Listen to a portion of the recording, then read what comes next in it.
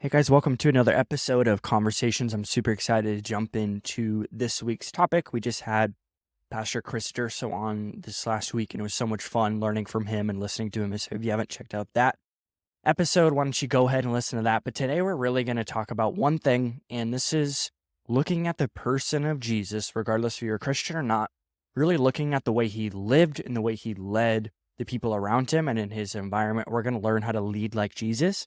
If you look at the four Gospels, Matthew, Mark, Luke, and John, you can see Jesus, the way he walked, the way he talked, the way he moved, the way he led people around him. So really, we're going to look at some observations that over the course of the four Gospels, of the records of the person of Jesus, we have from the Bible truly how to lead like him, and observations of that would apply to you as a leader in your company, as a leader in your organization. Maybe you're leading in the church, regardless, you're a leader.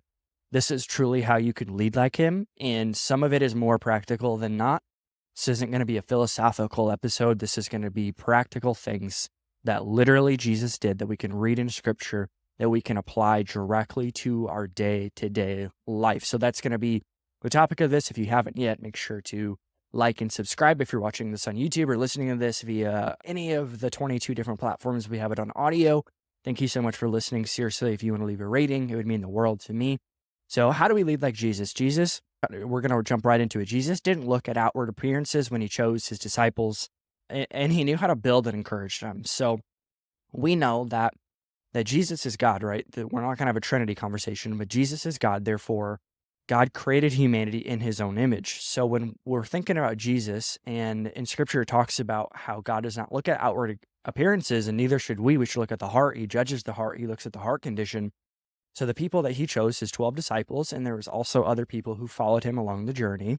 He never looked at the outward appearance. There was a rich diversity of people with different jobs, with different backgrounds, married people, single people, all that to say, he didn't look at the outward appearance. He genuinely knew how to build and encourage them. And if you're looking to figure out how to grow your team, it's through building and encouraging. We need to build them up. We need to encourage them. We need to lift them up. There was moments where he would build and encourage them. There's moments where he would challenge them. There's moments where they would get a glimpse inside of his mind. And what I love is Jesus chose them. And this isn't going to be a discipleship episode, but there's something to be noted that Jesus chose his disciples. His disciples didn't choose him. So as a leader, you need to choose the right people. It's important to bring the right people along the journey with you. I think that's the book Good to Great talks about the right people on the bus is imperative. So when we think about the people that are in our world, like how did we get here? How did we build them up? Why did I pick this specific person? Is it because they're a yes man and they'll just do what I want them to do? Or are they someone who's going to challenge me? Or they're the ones going to help me grow as well as a leader? So we just want to make sure we have the right people on our bus. We want to not look at the outward appearance. Some person might have the biggest gift inside of them, but they might not fit the quote unquote mold or box that we're used to. That's okay. That's truly how we find the golden people, is to search and really not judge their heart, not judge their motives initially, but we want to have fruit inspection. We want to see what type of life they're living, the way they're treating their spouse, the way they're treating their kids, the way they're treating themselves, how they treat the people around your staff. Are they looking them in the eyes? Are they being nice? Are they being kind? Are they being hospitable? Whatever values, again, your company has, you need to find people that align with those values, the priority of the mission and vision of the company.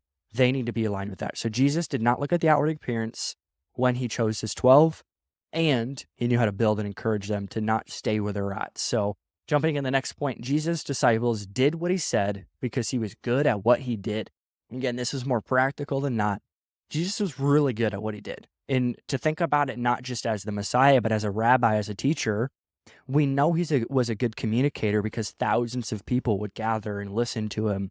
The feeding the 5,000, which is estimated to be about 15,000, we know that Jesus obviously was a great communicator. He was a great teacher. He was a good rabbi. He knew the Torah, and he taught well, and people listened to him. He taught how to pray, and people were obsessed with learning from Jesus, aka he accumulated followers and people following him because of his influence and impact, and he was great at what he did. He also obviously was God, so that kind of helped him a little bit to be able to produce miracles and to do all the things that we now are commissioned to do as well as Christ followers. But he was so good at what he did. That's how he That's how he accumulated disciples and followers, is he was excellent at his craft. And I would submit to you, if you are genuinely an incredible, whatever that is, you insert the blank. You might be a carpenter, you might be a teacher, you might be a pastor, or whatever. If you are so great at your craft, I promise you the people following you will listen to what you have to say because they want to be whatever you're teaching, whatever you're modeling. They go, man, I would love to learn that skill, that trait, that personality thing that they do. They know how to lift a room. They know how to be exciting. They know how to be energetic. Man, I want to be a part of that. So what I would submit and recommend to you is get so excellent at your craft. And this takes reps, this takes passion, this takes discipline, which we'll go into in a bit. But you got to be super excellent at what you do. And the right people, like I said, what we just talked about, will follow you and listen to you because you're actually good at what you do. So you can't just talk a big game and then not be good at what you're talking about, because you might be good at selling the vision, but are you actually good at building the vision and building the thing that you're talking through? So Jesus' disciples did what he said because he was good at what he did. Next one. Again, we're just going to hot button these. I kind of have a lot of them, but Jesus didn't hire credentials. He hired skill and willingness. So think about this. All of the disciples, you go through all of them. You got doctors, you got tax collectors, you got fishermen, you got the people that knew the Torah, the Levites, and the people who were teaching, the rabbis. All of those people were the people who crucified Jesus. They were not the ones who Jesus chose and quote unquote hired. I mean, obviously he didn't hire people. He brought them and they did life together and they went on a journey of ministry together. But you think about it, he hired willingness. He hired the people who he said, hey, why don't you put down your fishnet and follow me? That's literally the guy's job. Like, imagine that in 2023 or whenever you're listening to this, some random guy walks up to you that you've, by the way, never seen, never heard of. He doesn't have an Instagram page, doesn't have nothing. Walks up to you and goes, hey, I think you should quit your job and follow me. It's like, I'm not going to do that, dude. I got bills to pay. They did. The people who instantly knew, man, I'm going to follow this guy. I don't know what it is about him yet. Again, he wasn't crucified yet. He was just a teacher. He was a carpenter. They followed him. There was a willingness to follow him and an openness to grow with him.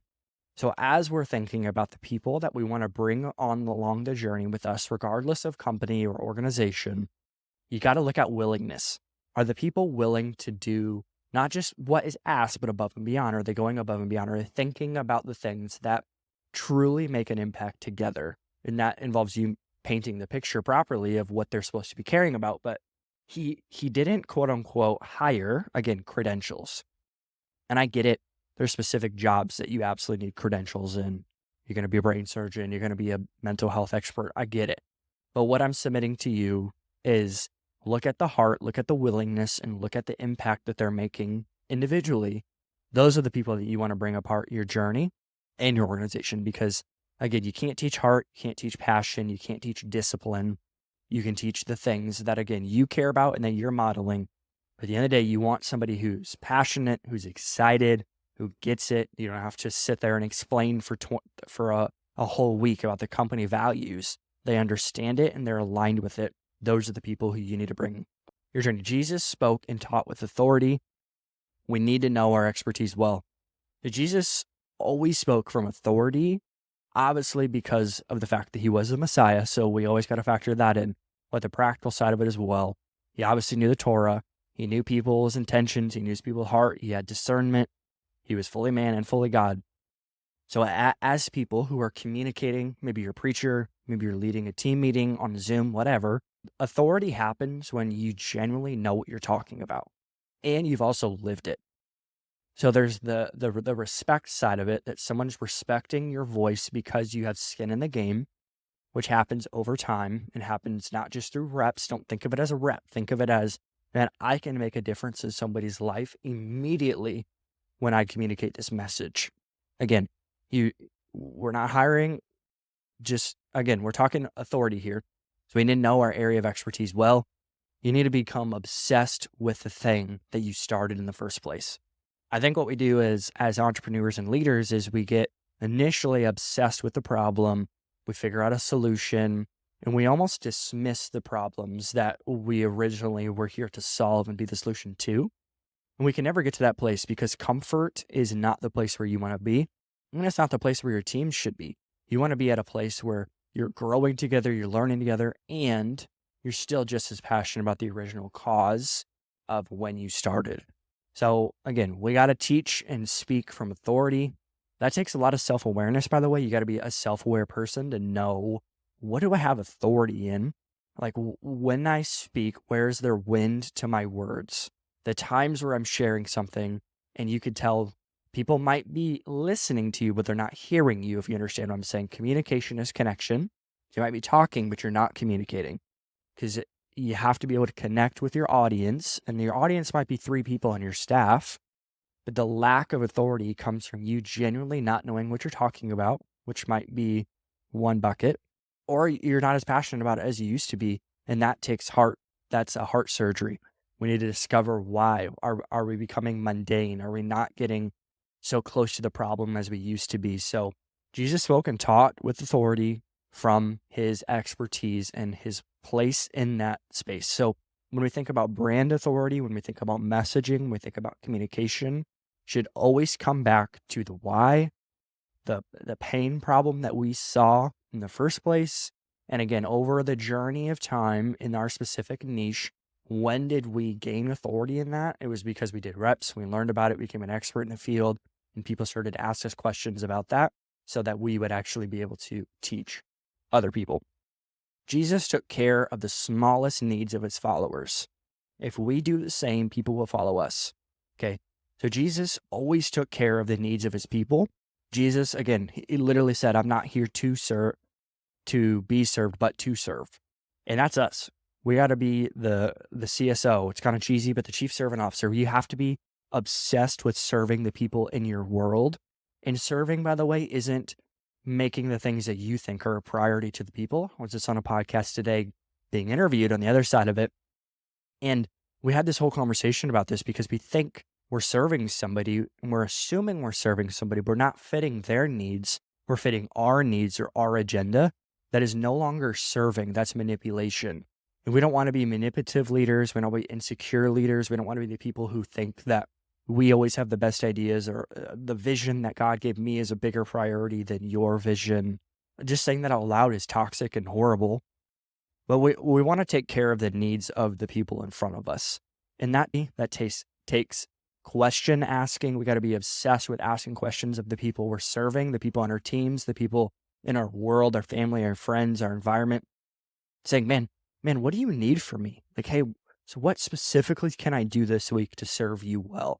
Asking that question as a leader will get people more bought into you than you sharing this brilliant thought that you think is excellent.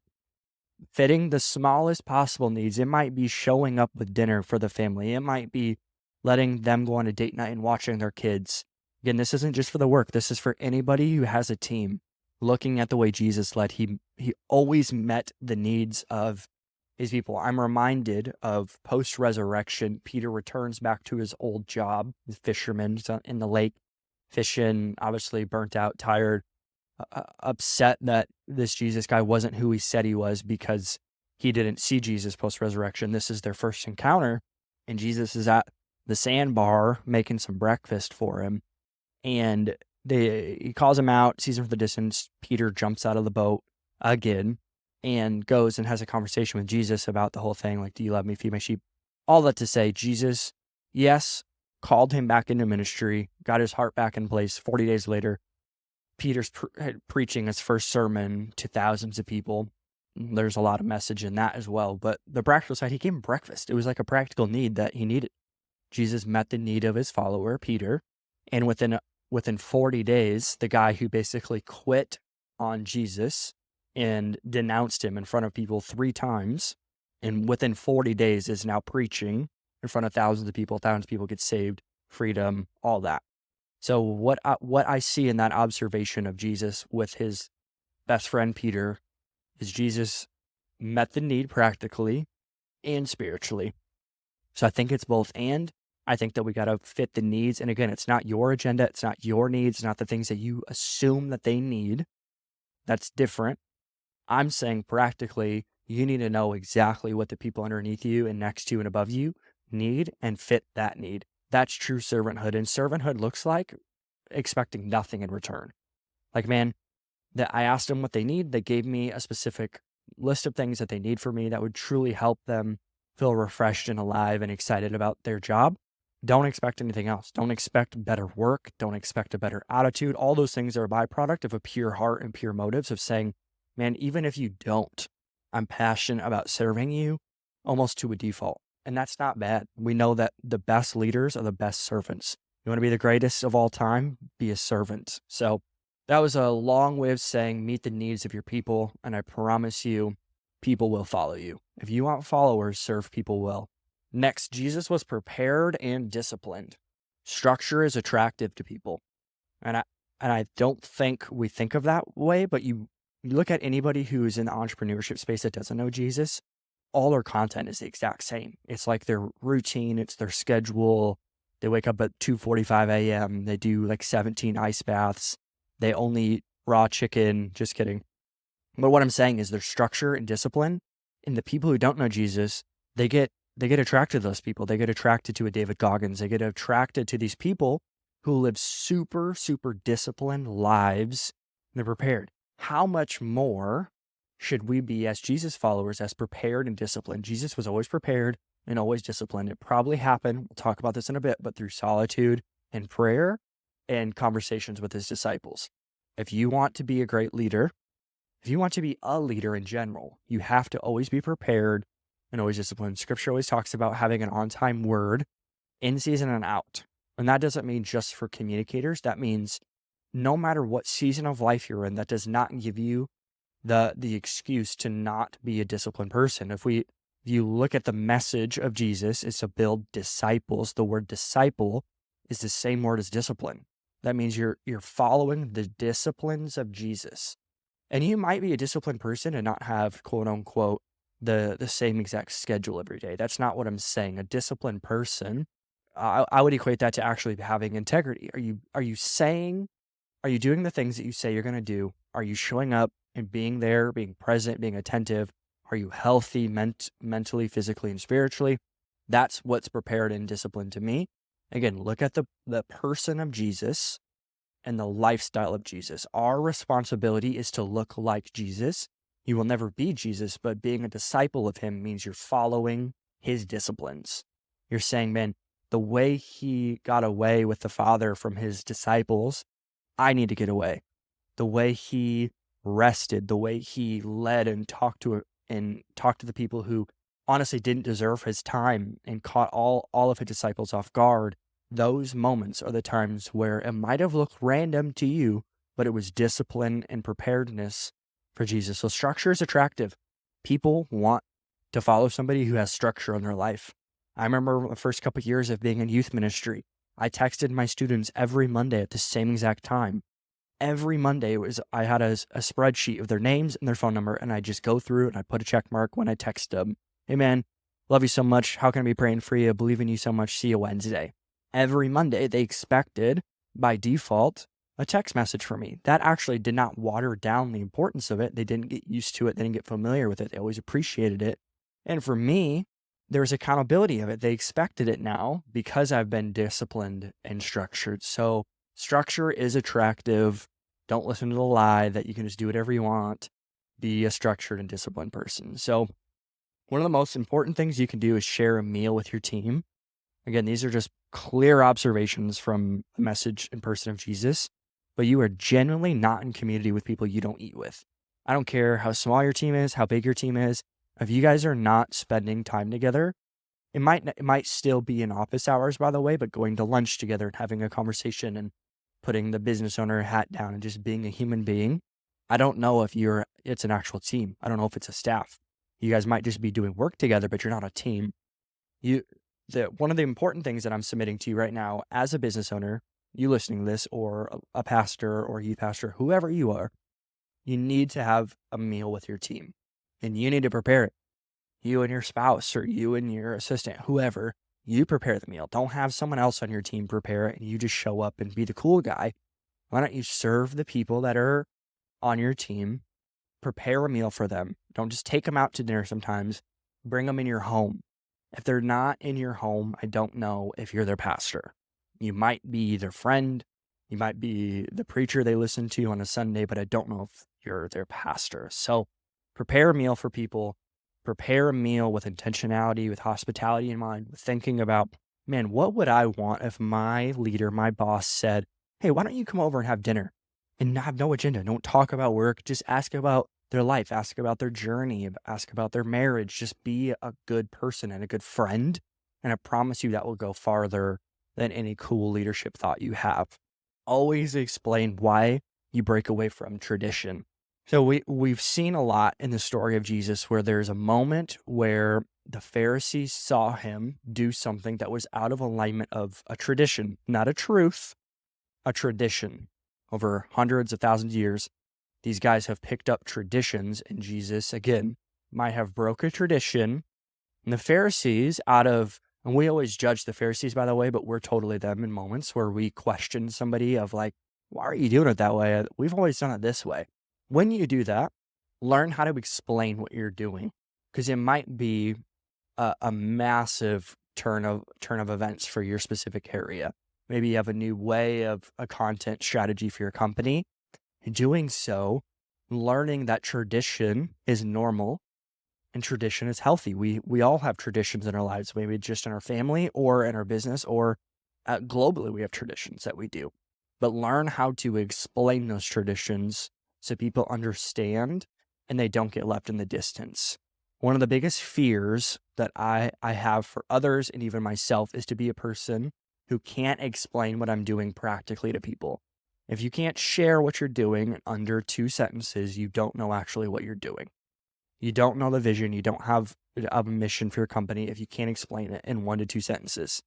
I remember the first message I ever preached, I was like 16, and I sat down with my youth pastor, and I was going through all my notes, and I had no idea what I was doing.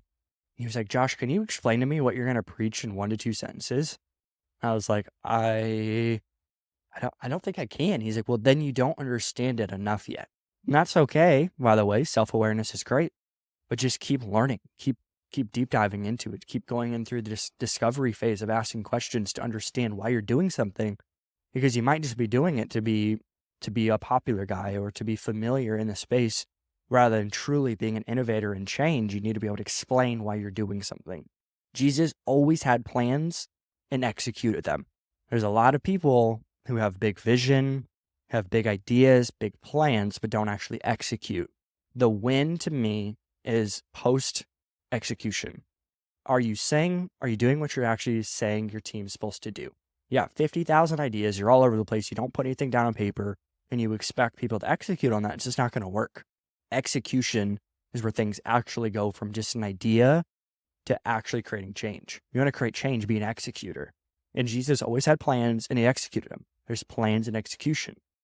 Think about the crucifixion and the resurrection. Nobody understood what this dude was talking about. Where 2,000 years later, we understand and we think it's cool that Jesus talked about it. And we see Jesus on the cross and all this stuff now. But practically 2,000 years ago, people were like, this guy's a weirdo. This guy doesn't make any sense. That nobody resurrects. How does that, once you're dead, you can't get alive again. What does that mean? Or when he shares different things about being reborn and they're like, what? I got to go back in my mom's what? Like, no, I can't do that. That's horrible. That doesn't make any sense. Long story short, with execution, created 80% of the world now is locked in on a belief system of a guy who was in ministry for 3 years because he had a plan and he executed it with people along the journey with him. So be an executor. Don't just be the idea guy. Be an executor. A great leader is a great storyteller. You got to learn how to share stories that people understand. One of my biggest pet peeves on the planet was when somebody is a communicator, but they're not painting a clear picture. They're all over the place. They have no idea. It's probably based on a lack of either security or preparation. Again, those two things will change probably 90% of the way you lead and the way people follow you. By the way, a leader is somebody who has people following them. It's not just a title. It's people who genuinely listen to what they have to say and follow them. Make somebody else a hero in all of your stories, by the way. If you're the hero in all of your stories, you'll probably have a team of 1 very soon. And again, that's a little aggressive, but that's the reality of life is if you're the hero in all your stories, all the wins of your company is based on you, That's not good. We never take the wins. Leaders, we always take the losses. We always take ownership and responsibility of the losses and give away the wins. That's what you sign up for as a leader. Don't be fooled by people who chase appearances rather than results. Don't be fooled by the people who want to look good, sound good, accumulate this big following with zero influence, aka zero results. We don't want to be those people. We want to be people who are result and obedience driven rather than appearance driven. I'm not saying appearance doesn't matter. I'm saying the appearance and evidence of your fruit and of your growth is based on your results, not by a projected self. It's 2023. We all like to project ourselves. We all like the best version of ourselves to be seen because we think that's what's going to make us a better leader and a better person. Not the case. People actually have way more in common with your insecurities and weaknesses than your strengths. So don't be the person who's the hero, like I said, and don't be fooled by people who only chase appearances anyways, the followers, the growth, it's like this guy's never loses. It's like, man, I don't have much in common with you because I fail all the time. I make mistakes all the time. We want people to be result driven. In sales and business, it's like, man, we're having the best week of all time in your stand up and you're going, I don't see one sale come through the pipeline yet. I was like, well, I don't know if we're winning right now. Let's just be honest. Let's not. And maybe that's not our goal right now, but we should care about our results because that is a byproduct of us working hard and stewarding what's in our hand. So don't be fooled by appearances. Get excited about results and don't chase results. Results are, again, a byproduct of fitting a need and being the solution to something that nobody else has seen or done. Last two things here, and then we'll jump off. Again, I'm thankful for each and every one of you listening to this podcast. I hope that at least one of these things is serving you and challenging you to become the best leader you can possibly be today, but plant seeds in your employees. This will create dividends, by the way, in the future of a time where you're going to have to challenge them. You're going to have to confront them. There's going to be a time where the sales aren't coming through like it used to, or there's going to be, you get it. All that to say, plant seeds in your employees. A seed looks like an encouragement. A seed looks like serving them. A seed looks like going above and beyond. Public affirmation, private affirmation, being the person who every time they think about their boss, they go, man, he loves me and he's for me. That person will have followers for days. So plant seeds. Be a plant seeder or a seed planter. Sorry. Learn how to plant seeds in people. And that might look like once every 6 months, by the way. It doesn't have to be every single day. The people that just need it to get driven. You want self-driven people, but those people need encouragement. They need love. They need care. They need the things that we assume they're getting. Every encourager needs encouragement. Every builder needs encouragement. Every visionary needs encouragement. We all need encouragement. And sometimes that's as simple as a text message, a voice memo, when you're at the staff meeting, calling them out, just giving them praise and affirmation. Again, those are the things that are going to pay dividend at the end. Because in the moments that are tough, that are challenging, where you're like, man, I don't know what we're supposed to be doing about this. Those are the times where you're going to be thankful that you sowed into your team. You sowed into your people with encouragement, with vision, with excitement, with joy, because they need a leader who's for them, not against them. So be a person who plants seeds. The last one, and then we'll wrap up here. Jesus was always cool, calm, and collected.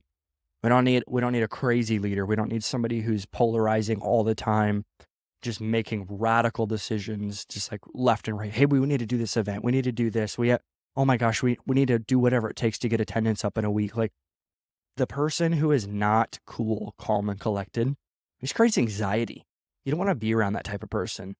They're just insecure, they're broken, they're hurting, and they're trying to fill a gap with people, and that doesn't work. You think about Jesus with Jairus' daughter. She's dead, by the way. His daughter's dead. Like, you would be over the top if that happens, and you're screaming, you're freaking out, and you call upon Jesus, and he doesn't show up when you think he's going to show up when she's still alive. And you're like, man, you ruined it. My daughter's dead. What are you going to do? Jesus is cool, calm, collected, walks over, daughter raised to life, okay? Think about that in your life.